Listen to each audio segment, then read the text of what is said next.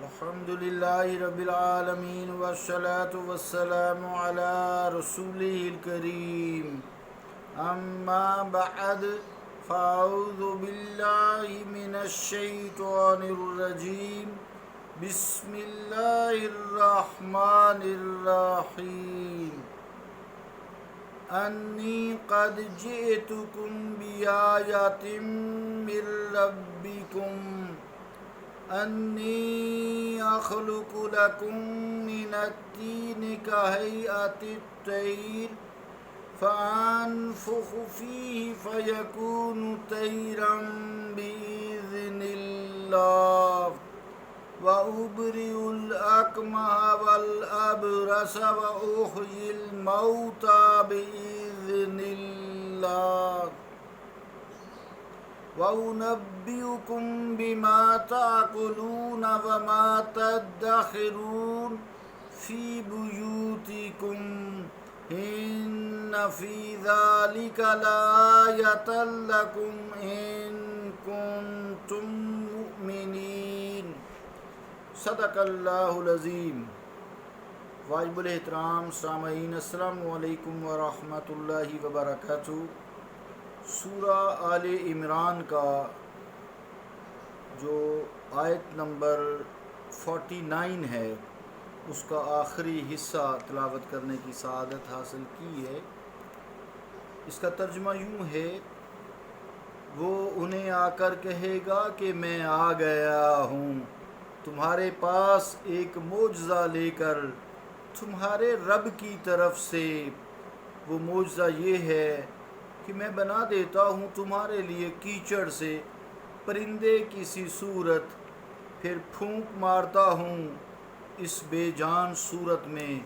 تو وہ فوراً ہو جاتی ہے پرندہ اللہ کے حکم سے،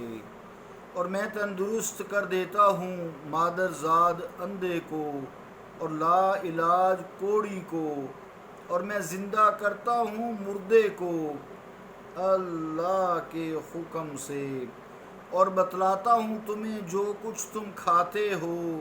اور جو کچھ تم جمع کرتے ہو اپنے گھروں میں۔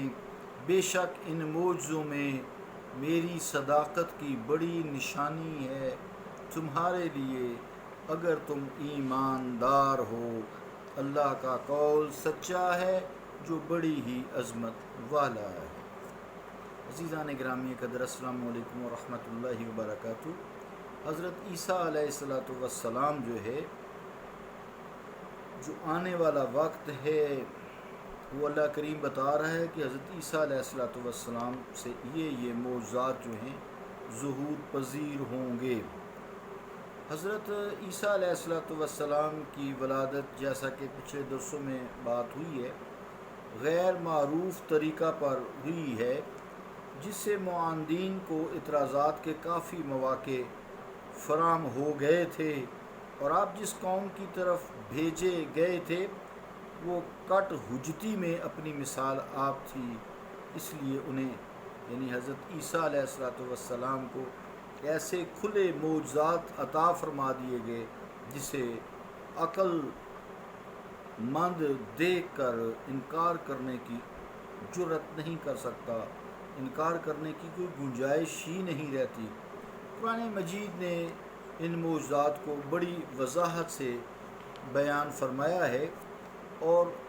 ان کو لفظ آیت سے تعبیر کیا ہے، اور آیت کا مطلب یہ ہوتا ہے العلامۃ الظاہرہ، مفردات راغب صفحہ 101۔ مطلب کہ العلامۃ الظاہرہ جو کسی کو پہچاننے کی کھلی نشانی ہے۔ علامات الظاہرہ جو ہے مطلب یہ ہوا کہ کسی چیز کو پہچاننے کے لیے ایک کھلی نشانی ہو، آسانی ہو، کوئی گنجائش ہی نہ ہو انکار کرنے کی، جس کے بعد شک و شبہ کی کوئی گنجائش ہی نہ رہے۔ یہ جو معجزات ہیں یہ 5 قسموں پر ہیں، جیسا کہ آیت میں بتایا گیا ہے کہ آپ مٹی سے پرندے کی سی صورت بناتے، پھر اس میں کر کے پھونک مارتے تو وہ اللہ تعالیٰ کے حکم سے پرندے کی طرح اڑ جاتا، اس میں روح پھونک دیتے۔ فانفخ فیہ، میں اس میں پھونک مارتا ہوں، فانفخ فیہ، اس میں پھونک مارتا ہوں، فیکون طیرا باذن اللہ، تو اللہ کے حکم سے پرندہ بن جاتا ہے۔ دوسرا جو معجزہ ہے وہ یہ ہے کہ وہ شخص جس کی آنکھیں پیدائشی نہیں ہوتی، یعنی یہ ڈیلے نہیں ہوتے، نہ آج تک کوئی ڈیلے لگا سکتا ہے، آنکھوں کے بڑے آپریشن ہوتے ہیں، نہ کوئی آج تک ڈیلے لگا سکا ہے، یہ ڈھیلے جسے کہتے ہیں، یہ آئی بالز نہ کوئی لگا سکے، نہ تا قیامت تک لگا سکے گا، بینگ ڈاکٹر یہ بات کر رہا ہوں۔ تو آپ اس وقت چونکہ علاج بڑا زوروں پہ تھا، بڑے حکیم پائے کے تھے، تو اس وقت اللہ تعالیٰ نے آپ کو یہ ایک معجزہ عطا فرمایا کہ جس کی آنکھیں بالکل نہیں ہوتی تھی، مادر ذات پیدائشی اندھا ہوتا تھا، تو آپ اس پہ یا تو ہاتھ پھیرتے یا چھو کرتے، پھونک مارتے، تو وہ دیکھنے لگ جاتا، اندھا بینا ہو جاتا۔ تیسرا کوڑی کا علاج نہیں تھا، آج بھی نہیں ہے،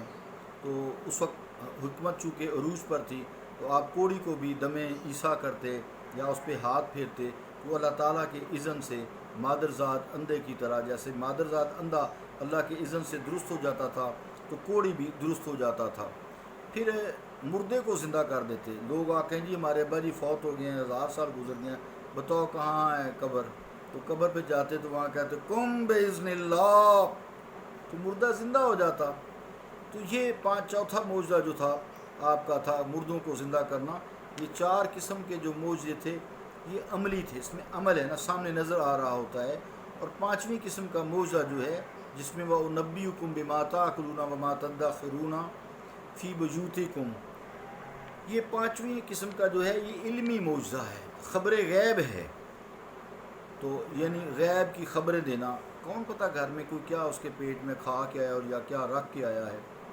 تو یہ بھی باذن اللہ، اللہ کے اذن سے، خود سے نہیں، باذن اللہ، خود سے تو اللہ ہی بتاتا ہے، اللہ ہی کو پتہ ہے، تو اللہ کے اذن سے، حکم سے، اجازت سے۔ تو آپ بتایا کرتے تھے کہ تم نے آج یہ چیزیں کھائی ہیں اور یہ چیزیں تم اپنے اپنے گھروں میں ذخیرہ کر کے آئے ہو، کیونکہ یہ تمام امور انسانی قدرت سے باہر تھے، اس لیے قوی اندیشہ تھا کہ شاید لوگ حضرت عیسیٰ علیہ السلام کو خدا ہی ماننے لگیں، اور لوگوں نے ایسا کیا بھی، یا خدا کا بیٹا ماننا شروع کر دیں، ایسا لوگوں نے کیا بھی، اور آج بھی وہی ان کا عقیدہ غلط چل رہا ہے، مشرکانہ اہل کتاب کرسچنز کا۔ تو اس لیے ساتھ ساتھ نا باذن اللہ، وَأُحْيِي الْمَوْتَى باذن اللہ، یہ سارا باذن اللہ، تو طیرم باذن اللہ، تو باذن اللہ یعنی اللہ کے اذن کی قید لگا دی ہے کہ سب کچھ اگر بے شک مجھ سے ظہور پذیر ہو رہا ہے، لیکن اس کا حقیقی فاعل اللہ رب العالمین ہے۔ تو حضرت عیسیٰ علیہ السلام کا ان افعال کو اپنی طرف منسوب کرنا اس بات پر بھی دلالت کرتا ہے کہ ایسے اگر افعال کسی انسان سے ہو جائیں، ان کی افعال کی نسبت یہ سمجھتے ہوئے بھی ان کا فاعل اللہ تعالیٰ، حقیقی اللہ تعالیٰ ہی ہوتا ہے، ان کے ظاہری اسباب کی طرف کر دی جائے تو یہ جائز ہوتا ہے، شرک نہیں ہوتا۔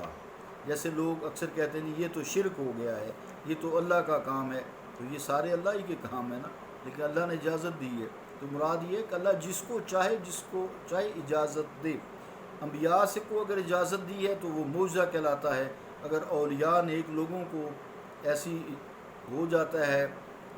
غیر کام ایسا جیسا روٹین میں نہیں ہے، عادت اس کی نہیں ہے، محال عادی ہے، تو وہ اس کو ہم کرامت کہتے ہیں۔ تو معجزہ اور کرامت میں صرف یہی فرق ہوتا ہے کہ معجزہ کی نسبت انبیاء سے ہوتی ہے اور کرامت کی نسبت جو ہے اولیاء سے ہوتی ہے۔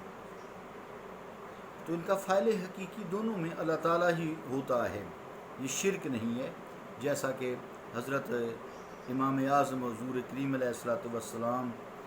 کی جناب میں عرض کرتے ہیں، کیا عرض کرتے ہیں؟ وَشَفَيْتَ ذَاتَ الْآحَاتِ مِنْ أَمْرَاضِهِمْ، وَشَفَيْتَ ذَاتَ الْآحَاتِ مِنْ أَمْرَاضِهِمْ، کچھ ضوات پڑھتے ہیں کچھ بات پڑھتے ہیں، میں نے دونوں طریقے سے پڑھ دی ہے۔ وَمَلَأْتَ كُلَّ الْأَرْضِ مِنْ جَدْوَاكَ، تو ترجمہ کیا ہے اس شعر کا؟ یا رسول اللہ صلی اللہ علیہ وسلم، آپ نے بیماروں کو ان کی بیماریوں سے صحت فرما دی ہے، اور روئے زمین کو اپنے جود و کرم سے لبریز کر دیا ہے۔ کوئی شرک نہیں ہے، حقیقی فاعل اللہ تعالیٰ ہی ہے۔ صلی اللہ تعالی علی رسول خیر خلقہ محمد و علی آلہ و اصحابہ اجمعین برحمتک یا ارحم الراحمین.